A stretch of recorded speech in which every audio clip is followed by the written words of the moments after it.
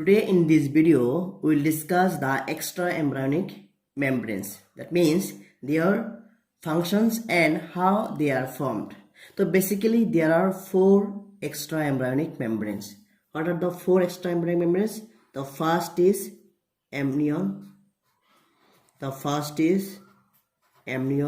second is chorion.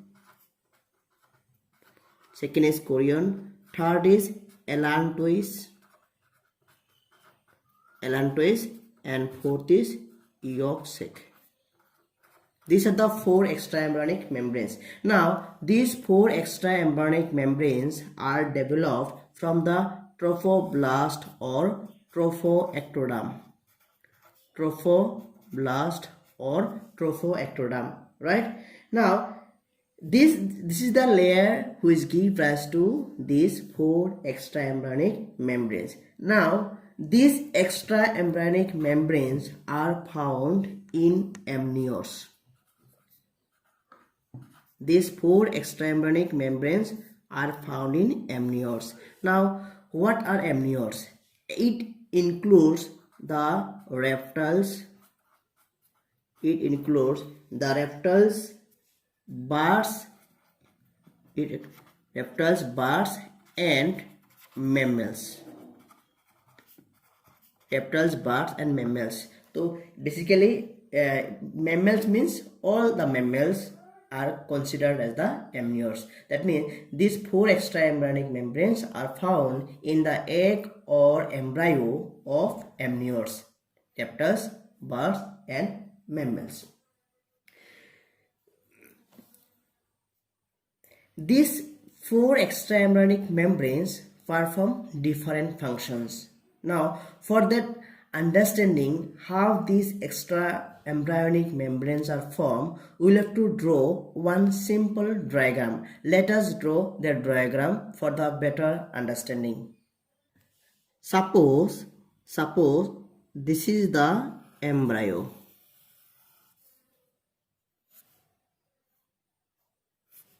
Suppose this is the human embryo, right?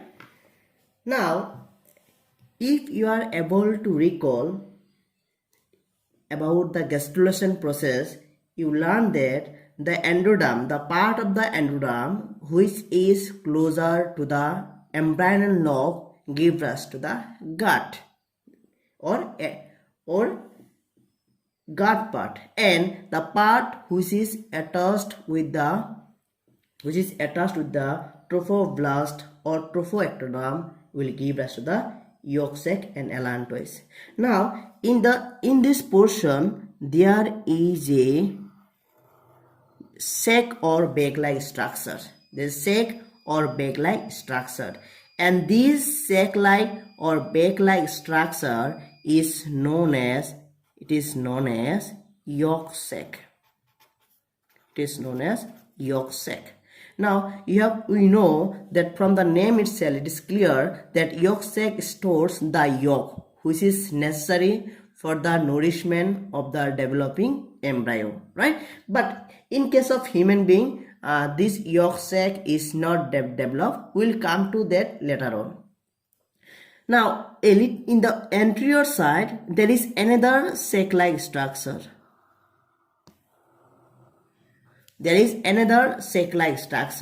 And this sac-like or bag-like structure, which is located anteriorly, will give rise to the allantois.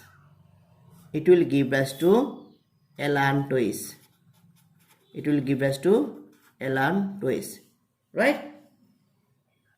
This complete embryo is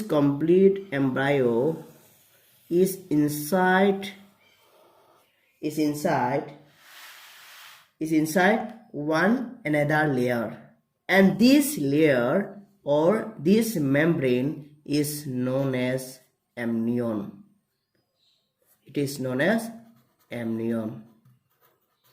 Now, this space of amnion is filled with a fluid.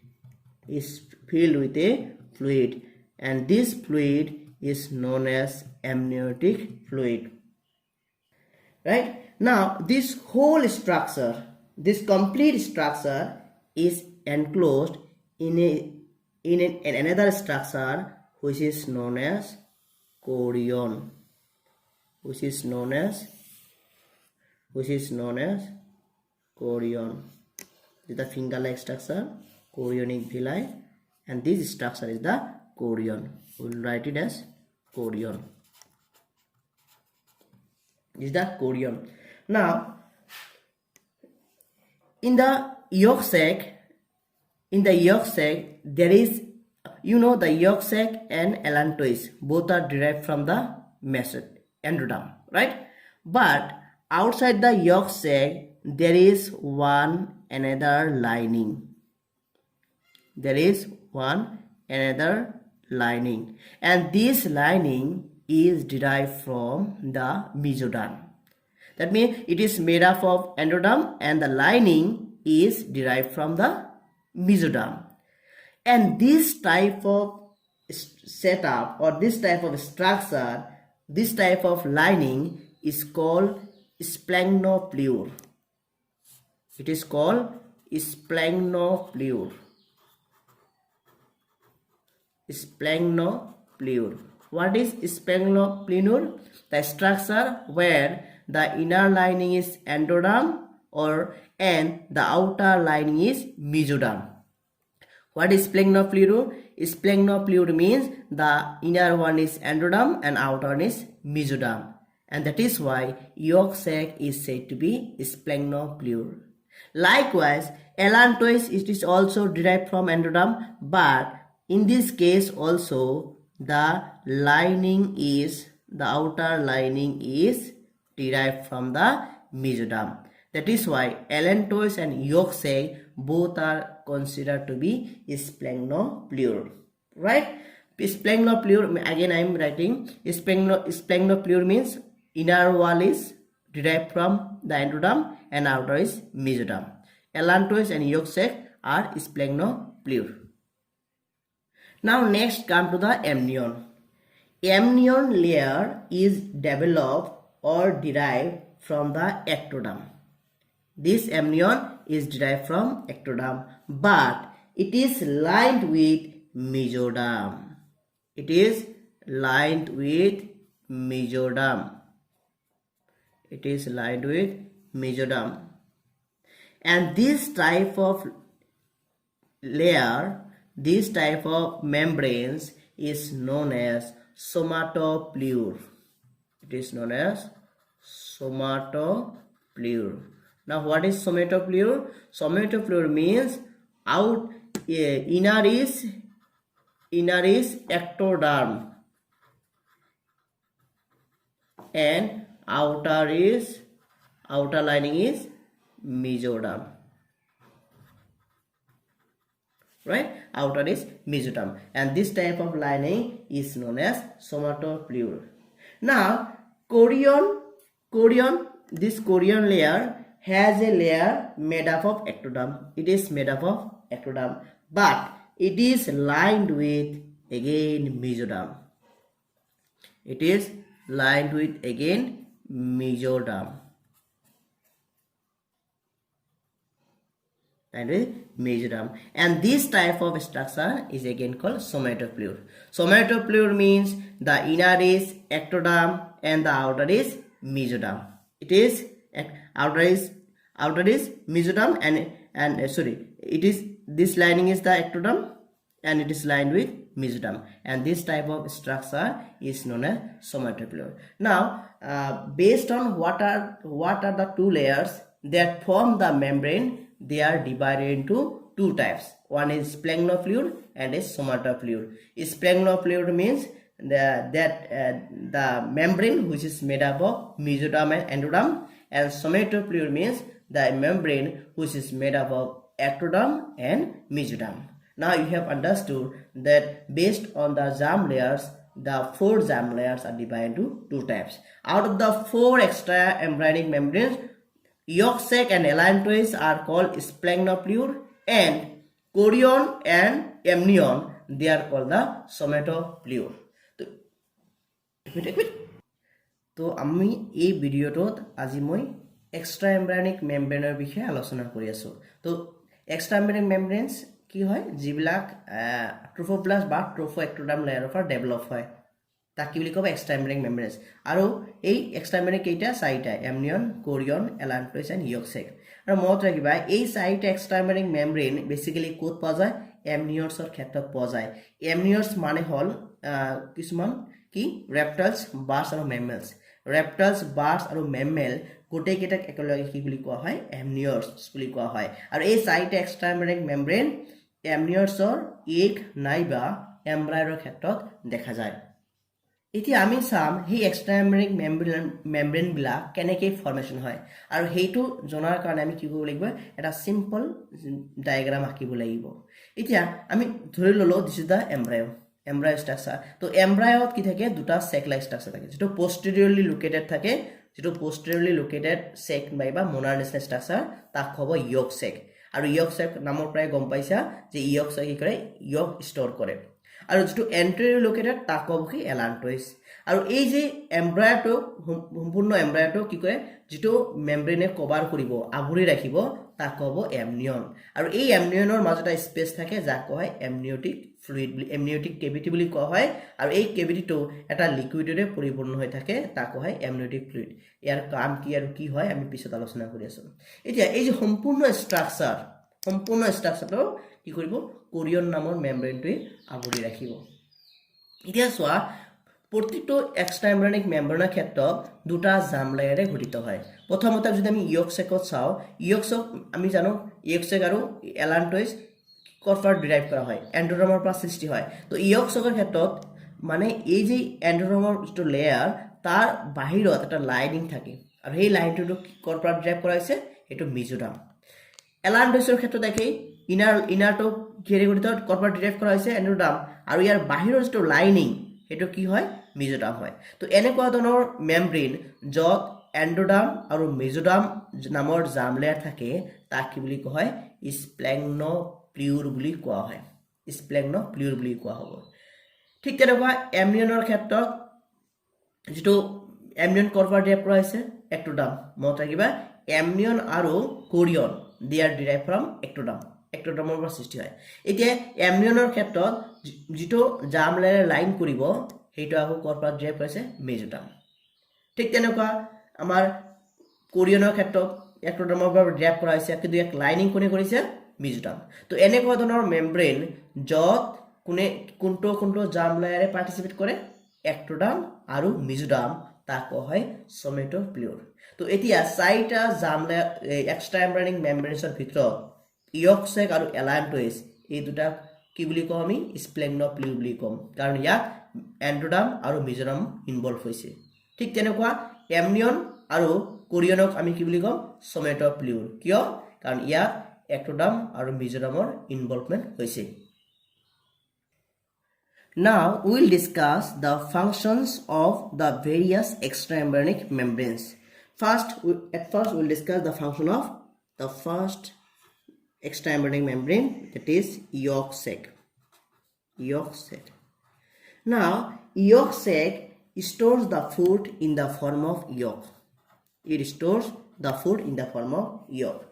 What it mainly does, it digests the food yolk, it absorbs it and passes it to the developing embryo. That is why yolk sac is also known as extraembryonic gut. It is also known as extraembryonic gut because it can digest, it can absorb and ultimately pass the nutrition or in the form of yolk to the developing embryo. Remember, in case of human being, the yolk sac is highly reduced and very poorly developed because the nourishment which is required by the developing embryo is totally supplied by the maternal tissue or mother through the placenta and remember this yolk sac is very developed in case of birds and reptiles. Remember the yolk sac of the egg of reptiles and birds is said to be cladoic egg. Cladoic egg. What is cladoic egg? Cladoic egg means self-sufficient. Self-sufficient. That means whatever nutrition is required, that nutrition is there in the yolk of reptilian and bird's egg. That is why they are said to be self-sufficient or cladoic egg. The next extraembryonic membrane is allantois. Allantois. The allantois actually stores all the nitrogenous waste material.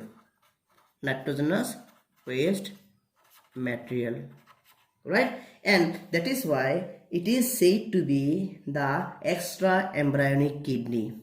It is said to be extraembryonic kidney. You know, kidney removes all the nitrogenous waste. Likewise, allantois also removes and stores the nitrogenous waste material of the baby. That is why, remember again, allantois is poorly developed in case of women because the function is taken over by the placenta. The third extraembryonic membrane is amnion. Right? Amnion. The amnion actually the structure which is totally covering the embryo, and I told you that the space of the amnion is known as amniotic cavity. This is called the amniotic cavity. And it is filled with a fluid which is known as amniotic fluid. It is known as amniotic fluid. Right? Now, in the amniotic fluid, first thing is that the amniotic will provide the watery or aqueous medium for the developing embryo. This is the main function. Now, in the amniotic fluid, there are some cells which are floating here, and these cells are known as fetal cells.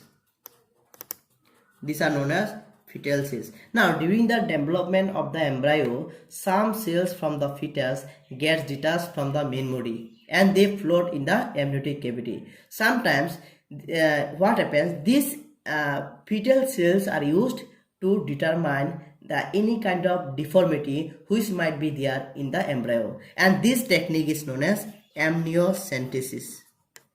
That means, what is amniocentesis? Amniocentesis is the technique by which any deformity of the developing embryo can be detected with the help of fetal cells. That means, what is done? The small amount of microliter of amniotic fluid is taken out, and the fetal cells will be there. These fetal cells are cultured and then studied whether there is any deformity or not. Now, this amniotic fluid also acts as shock absorber. Right? Now, what we have learned, there are two functions. The first is it is providing watery medium for the developing embryo. Second thing is that it is acting as the shock absorber for the newborn baby. That means there are two functions: watery medium, providing watery medium, and the shock absorber. Now we will discuss the fourth extraembryonic membrane, that is the chorion. Right? Chorion. Now, this extraembryonic membrane helps in gaseous exchange. It helps in gaseous exchange. That means it helps in the exchange of gases between the maternal tissue and the fetal tissue. That means what? The chorion is acting as the extraembryonic lungs. It is acting as the extraembryonic lungs. One thing you should remember, this is the only extraembryonic membrane which participates in placenta formation. Rest three extraembryonic membranes do not participate in placenta formation. আমি এতিয়া কি কৰি আছিলোঁ মানে extra এম্ব্ৰিয়নিক মেমব্ৰেনবিলাকৰ কি কাম প্ৰথম যেটো extra এম্ব্ৰিয়নিক membrane ইয়ক check তো নাম শুনিয়ে গম পোৱা যায় ই কি কৰিব ইয়কটোক সঞ্চয় কৰি ৰাখিব আৰু এই ইয়কে কি কৰে পুষ্টি দিয়ে ডেভেলপিং এম্ব্ৰায়টোক আৰু ইয়কৰ কাম হ'ল ডাইজেষ্ট কৰা এবজৰ্ব কৰা আৰু যিখিনি নিউট্ৰিশ্যন আছে সেইখিনি বেবিটোৰ গাত পচাই দিয়া আৰু সেইকাৰণে কোৱা হয় এক্সট্ৰা এম্ব্ৰিয়নিক গাট বা এলিমেণ্টাৰী কেনেল এতিয়া চোৱা ইয়ক চেক মানুহৰ ক্ষেত্ৰত বেছি ডেভেলপ নহয় কাৰণ মানুহৰ ক্ষেত্ৰত কি হয় গোটেই কামখিনি কোনে সমাধান কৰে প্লেচেণ্টা সমাধান কৰে তো ইয়ক চেক ক'ত ডেভেলপ হ'ব ৰেপ্টেলিয়ান আৰু বাৰ্ডছৰ এগৰ ক্ষেত্ৰত ডেভেলপ বেছি হয় আৰু সেইকাৰণে ৰেপ্টেলিয়ান আৰু বাৰ্ডছৰ একক কোৱা হয় ক্লেডৱাইক এগ ক্লেডৱাইক এগ মানে সেলফ সাফিচিয়েন্ট সম্পূৰ্ণ যথেষ্ট যিখিনি ইয়ক থাকে এগত সেইখিনি মানে এম্ব্ৰায়ৰ কাৰণে ডেভেলপমেণ্টৰ কাৰণে যথেষ্ট নেক্সট এলান্টয়েজ হল মানে যিখিনি নাইট্ৰজেনাছ ওয়েষ্ট মেটেৰিয়েল বেবিটোৰ ক্ষেত্ৰত বা এম্ব্ৰায়ত প্ৰডাকশ্যন হয় সেইখিনি কি কৰিব জমা কৰি ৰাখিব আৰু বাহিৰত ওলাই দিব আৰু সেইকাৰণে কোৱা হয় এক্সট্ৰা এম্ব্ৰায়নিক কি বুলি ক'ব এক্সট্ৰা এম্ব্ৰায়নিক কিডনি এইটো এক্সট্ৰা এম্ব্ৰায়নিক কিডনি নেক্সট এমনিয়ন একচুৱেলি কি হয় যিটো এটা এক্সট্ৰা এম্ব্ৰায়নিক মেমব্ৰেন যিয়ে বেবিটোক সম্পূৰ্ণভাৱে আৱৰি ৰাখে আৰু ই কি কৰিব এমনিয়টিক কেভিটিত কি থাকে এটা ফ্লুইড থাকে যাক এমনিয়টিক ফ্লুইড বুলি কোৱা হয় আৰু সেই এমনিয়টিক ফ্লুইডে কি কৰিব ইয়াক এটা ৱাটাৰী মিডিয়াম দিব যাতে শুকাই নাযায় ডেচিকেশ্যন নহয় আৰু নেক্সট ফাংচন বেবিটোক শ্বক এবজৰ্পশ্যনত সহায় কৰিব যাতে কোনো ধৰণৰ শ্বক নাপায় তাৰ কাৰণে বেবিটোক সহায় কৰিব এইটো ফ'ৰ্থ লেয়াৰ বা চতুৰ্থ লেয়াৰ এইটো কোৰিয়ন হৈছে কি মানে বেবিটোৰ বা এম্ব্ৰায় আৰু মাকৰ মাজত গেছৰ আদান প্ৰদান কৰে আৰু সেইকাৰণে ইয়াক কোৱা হয় এক্সট্ৰা এম্ব্ৰায়নিক লাংছ ৰাইট আৰু মনত ৰাখিবা এই কোৰিয়ন যেটো একমাত্ৰ এক্সট্ৰা এম্ব্ৰায়নিক মেমব্ৰেন যিয়ে কি কৰিব প্লেচেণ্টা ফৰ্মেশ্যনত অংশগ্ৰহণ কৰিব বাকি তুমিলোকে বাকি তিনটা এক্সট্ৰা এম্ব্ৰায়নিক মেমব্ৰেনৰ বিষয়ে পঢ়িলে সিহঁতে প্লেচেণ্টা ফৰ্মেশ্যন অংশগ্ৰহণ নকৰে সিহঁতৰ কাম বেলেগ থাকে কিন্তু কোৰিয়নে কি কৰিব প্লেচেণ্টা ফৰ্মেশ্যন অংশগ্ৰহণ কৰিব এইটো পৰীক্ষাত বেছিকৈ সদায় সুধি থাকে which is the only extra embryonic membrane which participates in placenta formation তো তোমালোকে বুজি পালা So here today in this video we have discussed the structure of various extraembryonic membranes and their functions. Hope you have understood. Thank you so much.